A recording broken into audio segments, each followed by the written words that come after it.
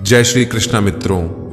किसी ने क्या खूब कहा है कि सत्य जब भी मिला है अंदर ही मिला है, और जिन्हें भी मिलेगा अपने हृदय के भीतर, हृदय के अंदर ही मिलेगा। जिसने भी बाहरी संसार को छोड़कर अपने भीतर झांका है, उसने ही परम शांति और सच्चाई को पाया है।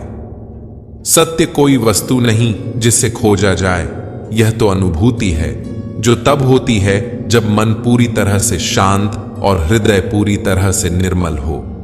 आज हम जानेंगे कि श्रीमद् भगवद गीता के 6ठे अध्याय से क्या सीखा जा सकता है, और वह भी बहुत ही सरल भाषा और आसान से शब्दों में। श्रीमद् भगवद गीता के 5वें अध्याय से हमने जाना कि भगवत प्राप्ति के लिए सर्वोत्तम मार्ग कौन सा है, अपने लक्ष्य को कैसे प्राप्त किया जाता है, और किस तरह से हमारा शरीर हमको आलस्य में बांधने की कोशिश करता है। श्रीमद् भगवद गीता के 6ठे अध्याय में हम यह जानेंगे कि योगी वास्तव में कौन होता है और एक व्यक्ति योगी कैसे बनता है। यदि आज के युग की भाषा में कहें तो योगी वह व्यक्ति है जो अपने जीवन में कुछ महान और अर्थपूर्ण हासिल करना चाहता है। साथ ही हम यह भी समझेंगे कि यदि आपने अपने जीवन में पूरी निष्ठा और परिश्रम के साथ प्रयास किया, लेकिन मृत्यु से पहले अपना सपना पूरा नहीं कर पाए, तो उसका क्या परिणाम होगा। तो आइए श्रीमद् भगवद गीता के 6ठे अध्याय की दिव्य शिक्षाओं की इस अद्भुत यात्रा पर आगे बढ़ते हैं। श्रीमद् भगवद गीता अध्याय 6, ध्यान योग। इस अध्याय में भगवान श्री कृष्ण पिछले अध्याय यानी 5म अध्याय से आरंभ किए गए कर्म योग और कर्म संन्यास योग के तुलनात्मक विश्लेषण को आगे बढ़ाते हैं। वे बताते हैं कि एक सच्चे साधक की वास्तविक परिभाषा क्या है और वह किस प्रकार से अभ्यास करता है। इस अध्याय का मुख्य उद्देश्य यह समझाना है कि साधना का सही तरीका क्या है और मन की शुद्धि एवं आत्म विकास कैसे संभव होता है। भगवान श्री कृष्ण समझाते हैं कि जब कोई व्यक्ति समर्पण भाव और श्रद्धा से कार्य करता है तो उसका मन क्रमशः शुद्ध होता चला जाता है और उसकी आत्मा गहन आध्यात्मिक अनुभूति करने लगती है। जब मन शांत और नियंत्रित हो जाता है, तब साधना व्यक्ति के जीवन में आत्मिक उत्थान का प्रमुख साधन बन जाती है। ध्यान योग के माध्यम से एक योगी अपने चंचल मन को वश में करने का प्रयास करता है, क्योंकि भगवान बताते हैं कि अप्रशिक्षित मन हमारा शत्रु होता है, जबकि प्रशिक्षित मन हमारा सबसे प्रिय मित्र बन जाता है।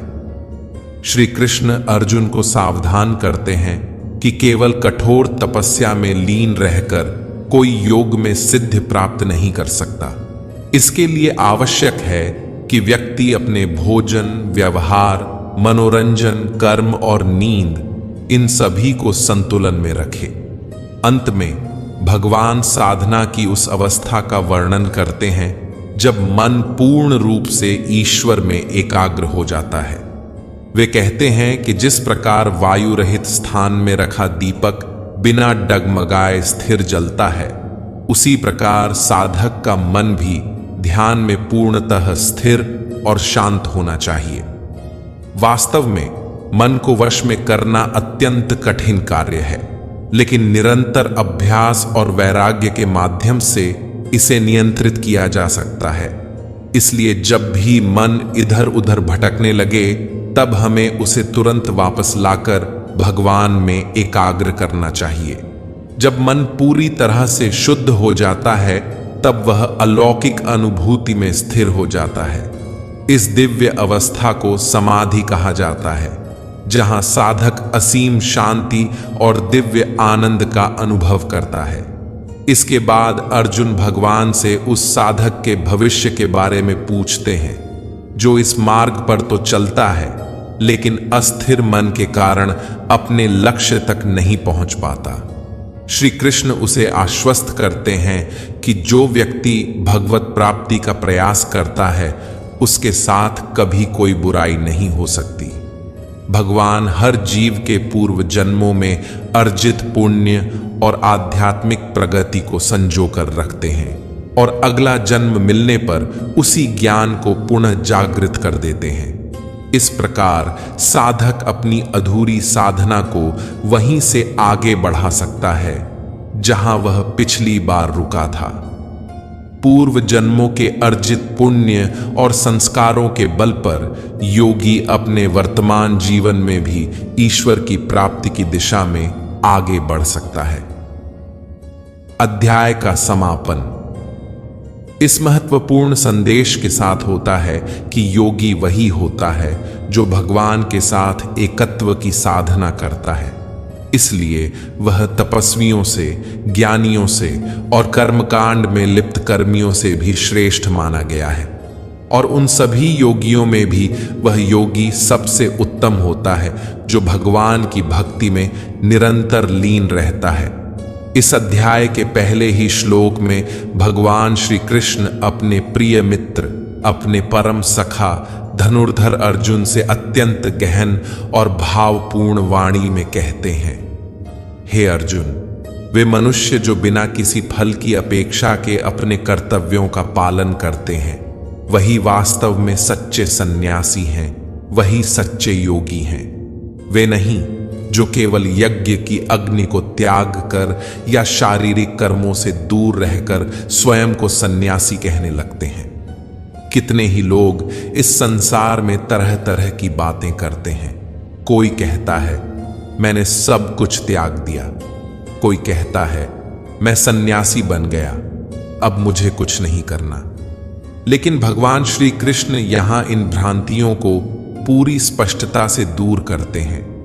वे कहते हैं, अगर कोई व्यक्ति स्वयं को ज्ञानी मानकर आत्मा की बातें करके अपने कर्तव्यों से मुंह मोड़ लेता है तो वह सच्चा सन्यासी नहीं है।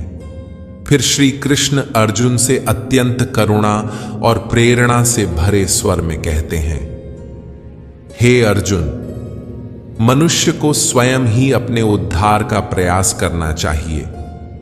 वह अपनी आत्मा को अधोगति की ओर न जाने दे। यह वाक्य एक गूंज की तरह आत्मा में उतरता है कि कोई और नहीं, सिर्फ हम ही अपने जीवन की दिशा तय करते हैं। भगवान समझाते हैं कि केवल सांसारिक कर्मों को त्याग देने से कोई योगी नहीं बनता, बल्कि जो व्यक्ति अपने सभी कर्तव्यों को ईमानदारी से निभाता है और फिर भी उनके फल की इच्छा नहीं करता, वही असली योगी है, वही सच्चा साधक है।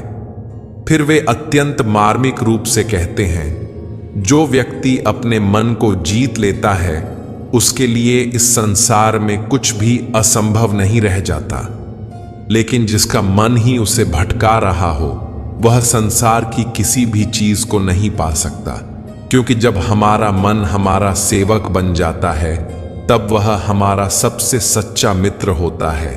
लेकिन जब हम ही अपने मन के गुलाम बन जाते हैं तब वही मन हमारा सबसे बड़ा शत्रु बन जाता है। भगवान श्री कृष्ण अत्यंत करुणा और गहराई से अर्जुन से कहते हैं, हे अर्जुन, वे योगी जिन्होंने अपने चंचल मन पर विजय प्राप्त कर ली है, वे जीवन के हर द्वंद्व से ऊपर उठ जाते हैं, चाहे वह सर्दी गर्मी हो, सुख दुख हो या मान अपमान। ये विरोधाभास उन्हें विचलित नहीं कर पाते। ऐसे योगी भीतर से शांत, स्थिर और भगवान की भक्ति में अडिग रहते हैं। भगवान का स्वर मानो अर्जुन के हृदय को छूता है। वे कहते हैं कि जो योगी ज्ञान और विवेक से संतुष्ट हैं, जिन्होंने इंद्रियों पर पूर्ण नियंत्रण पा लिया है, वे परिस्थितियां चाहे जैसी भी हों भीतर से कभी नहीं डगमगाते। उनके लिए धूल, पत्थर और सोना सब एक समान है। उन्हें किसी चीज का न लोभ होता है न अभाव की पीड़ा। ऐसे योगी सबको एक ही दृष्टि से देखते हैं, चाहे वह मित्र हो या शत्रु, शुभचिंतक हो या द्वेषी, पुण्यात्मा हो या पापी। वह किसी के प्रति न तो मोह पालता है न घृणा, चाहे कोई कितना भी अपना हो या पराया। वह योगी समदृष्टि से सबको देखता है। यही निष्पक्षता, यही करुणा योगी का असली गुण है। भगवान कहते हैं, हे अर्जुन, जब तुम्हारे भीतर ऐसा भाव जागृत हो जाए, जब तुम संसार की वस्तुओं, विचारों और वासनाओं से मोहित होना छोड़ दो, जब तुम सबके प्रति, चाहे वे मनुष्य हों या पशु पक्षी, एक समान दया और करुणा का भाव रखने लगो, तभी समझना कि तुम सच्चे योगी बनने की दिशा में अग्रसर हो। और फिर एक अत्यंत मधुर लेकिन दृढ़ संदेश में श्री कृष्ण अर्जुन से कहते हैं, हे पार्थ, जब यह योगी भाव जागे, तब किसी आशा या भय के बिना अपने मन को अपना मित्र बनाकर मेरा ध्यान करो। यहां श्री कृष्ण का संदेश स्पष्ट है कि योग सिर्फ शरीर को मोड़ने या सांसों को नियंत्रित करने की क्रिया नहीं है। यह आत्मा की एक ऐसी अवस्था है जहां मन शांत हो, दृष्टि सम हो और हृदय में सिर्फ भक्ति की ज्योति जल रही हो। फिर वे अर्जुन को जीवन में संतुलन का महत्व सिखाते हैं। वे कहते हैं, हे अर्जुन, जो लोग बहुत अधिक भोजन करते हैं या बहुत कम भोजन करते हैं, बहुत अधिक सोते हैं या बहुत कम सोते हैं, वे योग में सफल नहीं हो सकते। इस गूढ़ ज्ञान में एक बेहद मानवीय चेतावनी छुपी है कि अति किसी भी चीज की ठीक नहीं। योग का मार्ग संयम का मार्ग है। जो व्यक्ति अपने आहार विहार को संयम में रखता है, जो कर्म और विश्राम के बीच संतुलन बनाए रखता है और जो अपनी निद्रा और जागरण को साधे रखता है, वही योग का वास्तविक अभ्यास कर सकता है। और ऐसा व्यक्ति ही जीवन के दुखों को शांति में रूपांतरित कर सकता है। भगवान श्री कृष्ण आगे कहते हैं, सच्चा योगी वही होता है जो अपने आहार और निद्रा में संतुलन रखता है। वह न तो अत्यधिक भोग करता है और न ही कठोर उपवासों में शरीर को कष्ट देता है। उसका जीवन संतुलन और संयम से भरा होता है। ऐसा योगी जब कोई वचन देता है तो उस पर अडिग रहता है, जैसे शांत और स्थिर वायु में दीपक की लौ टिमटिमाए बिना स्थिर रहती है। जब उसका मन भटकने लगता है, तब वह उस चंचलता को पहचान कर उसी क्षण उसे नियंत्रित करता है और दोबारा अपने मन को साधना में एकाग्र कर लेता है। और जब वह योगी इस निरंतर अभ्यास के बल पर संपूर्ण ज्ञान की अवस्था में पहुंच जाता है, तब कोई भी बड़ा से बड़ा दुख उसे विचलित नहीं कर सकता। उसका मन अब संसार के द्वंद्वों से ऊपर उठ जाता है। वह उस ऊंचाई पर पहुंच जाता है जहां उसकी चेतना भगवान से एकाकार हो जाती है। ऐसा योगी सब जीवों में भगवान को देखता है और भगवान में ही समस्त जीवों को। उसका हृदय समता और करुणा से भरा होता है। श्री कृष्ण कहते हैं, जो मुझे सर्वत्र देखता है और हर वस्तु में मेरा अनुभव करता है, मैं उसके लिए कभी ओझल नहीं होता और वह भी मेरे लिए कभी ओझल नहीं होता। हम दोनों एक दूसरे में पूर्ण रूप से उपस्थित होते हैं। यह सुनकर अर्जुन के भीतर एक चिंता उठती है, एक मानवीय शंका जो हर साधक के भीतर कभी न कभी जन्म लेती है। वह भावुक स्वर में कहता है, हे मधुसूदन, आपने जिस योग पथ का वर्णन किया है वह मुझे बहुत ही कठिन प्रतीत होता है।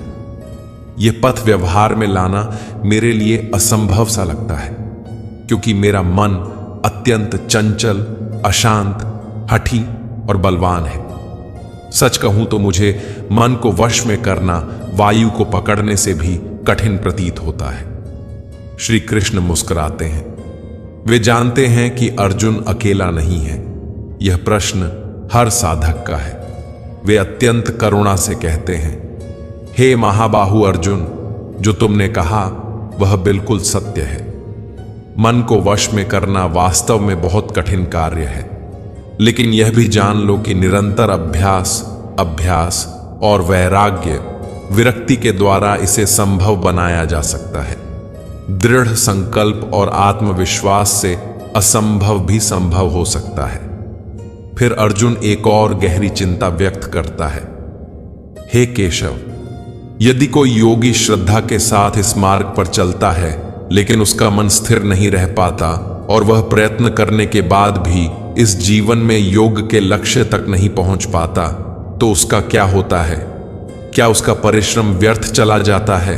यह प्रश्न किसी एक अर्जुन का नहीं है, बल्कि हर उस साधक का है जो मन को वश में करने का संघर्ष करता है, जो कभी कभी टूटता है, बिखरता है, लेकिन भीतर से जानता है कि उसकी यात्रा सच्ची है। भगवान श्री कृष्ण, जिनकी वाणी जीवन का अमृत है, अर्जुन को शांत भाव से उत्तर देते हैं, हे प्रथापुत्र, इस आध्यात्मिक पथ पर चलने वाले योगी का न तो इस लोक में विनाश होता है और न ही परलोक में।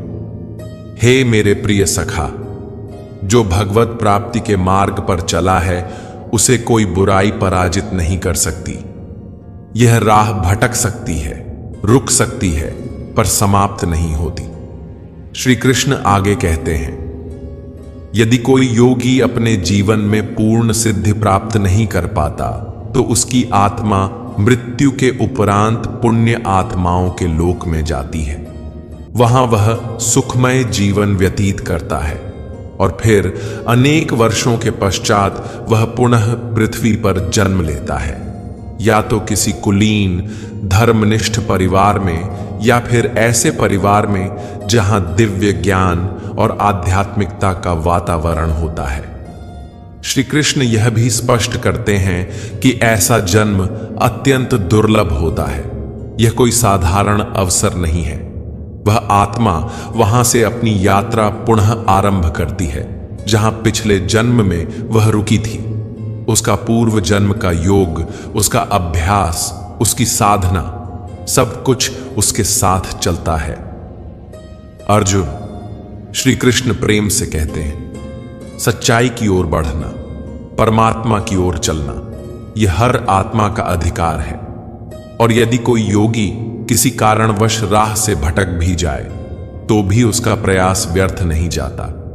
वह पुण्य लोक में आनंद भोग कर फिर से इस धरती पर आता है और अपनी यात्रा वहीं से पुनः शुरू करता है। यह विचार हर साधक के लिए आशा की किरण है। यह जानकर कि आध्यात्मिक प्रयास कभी व्यर्थ नहीं जाते। यह आत्मा की निरंतर यात्रा है परम सत्य की ओर। श्री कृष्ण आगे कहते हैं, जो योगी इस प्रयास को लगातार करता रहता है वह जन्मों के बाद अपने जीवन चक्र से मुक्त हो जाता है और अंततः परमात्मा में लीन हो जाता है। ऐसे योगी तपस्वियों से, ज्ञानी पुरुषों से और सकाम कर्म करने वालों से भी श्रेष्ठ होते हैं। इसलिए हे अर्जुन, तुम भी हर प्रकार से योगी बनो।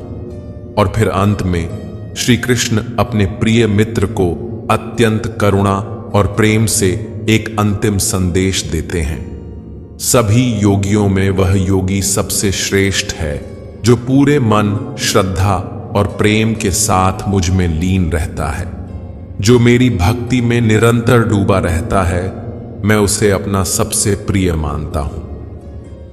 मित्रों, श्रीमद् भगवद गीता के 6ठे अध्याय से हमें यह महान संदेश मिलता है कि हर वह व्यक्ति जिसकी आंखों में कुछ बड़ा करने का सपना हो, जिसे अपने जीवन में कोई विशेष लक्ष्य प्राप्त करना हो, उसे अर्जुन की तरह एक योगी बनना चाहिए। योगी कौन है? योगी वह होता है जो अपनी भावनाओं को संतुलित रखता है, जो अपने लक्ष्य के प्रति पूर्ण निष्ठा से कार्य करता है, जो हर परिस्थिति में अपने मन को नियंत्रित करता है और कभी हार नहीं मानता। वह जीवन की हर चुनौती को अपने आत्मविश्वास और संयम से पार करता है। लेकिन मित्रों, यह जीवन अनिश्चितताओं से भरा है। हम नहीं जानते कि कल क्या होगा। यही प्रश्न हर व्यक्ति के मन में आता है। यदि मैं अपने सपनों को पूरा करने के लिए पूरी जिंदगी मेहनत करता रहूं, लेकिन पहले ही मृत्यु आ जाए, तो क्या मेरी सारी मेहनत व्यर्थ चली जाएगी? यहीं पर भगवान श्री कृष्ण हमें एक गहरा और रहस्यमय उत्तर देते हैं। वे कहते हैं कि अगर आप सच्चे मन से प्रयास कर रहे हैं, कठिन परिश्रम कर रहे हैं और अनुभव तथा ज्ञान अर्जित कर चुके हैं, लेकिन किसी कारणवश आपको अपने जीवन में लक्ष्य की प्राप्ति नहीं हो पाती और आपकी मृत्यु हो जाती है, तो भी आपका प्रयास व्यर्थ नहीं जाता। भगवान श्री कृष्ण आश्वस्त करते हैं कि ऐसे योगी मृत्यु के पश्चात पुण्य लोकों में जाते हैं, जहां उन्हें सुख और शांति प्राप्त होती है। जब वहां पर उनके पुण्य कर्मों का फल समाप्त होता है, तब वे फिर से पृथ्वी पर जन्म लेते हैं, और वह भी ऐसे कुल या वातावरण में जहां उन्हें पिछले जन्म का ज्ञान, अनुभव और मानसिक स्तर पहले से ही प्राप्त होता है। इस तरह से वह आत्मा अपने अधूरे कार्य को नए जीवन में दोबारा शुरू कर सकती है, वहीं से जहां पिछली यात्रा थमी थी। वह फिर से प्रयास करती है और निरंतर अभ्यास करते हुए अंततः अपने परम लक्ष्य मोक्ष की प्राप्ति कर लेती है। मित्रों, इस अध्याय से हमें यह भी सीख मिलती है कि कोई भी प्रयास, कोई भी सच्ची मेहनत कभी व्यर्थ नहीं जाती। हर प्रयास आत्मा की यात्रा को एक कदम आगे ही ले जाता है। आशा है कि श्रीमद् भगवद गीता के 6ठे अध्याय की यह सरल और भावनात्मक व्याख्या आपको पसंद आई होगी। आपने इस अध्याय से क्या सीखा, कृपया हमें कमेंट में जरूर बताएं। अगर इस वीडियो में मुझसे कोई त्रुटि रह गई हो तो मैं आप सबसे क्षमा प्रार्थी हूं। जल्द ही मिलेंगे गीता के 7वें अध्याय की एक और सुंदर, सरल और ज्ञानवर्धक व्याख्या के साथ। तब तक के लिए अपना ध्यान रखें, स्वस्थ रहें, प्रसन्न रहें। जय श्री राधे कृष्ण। राधे राधे।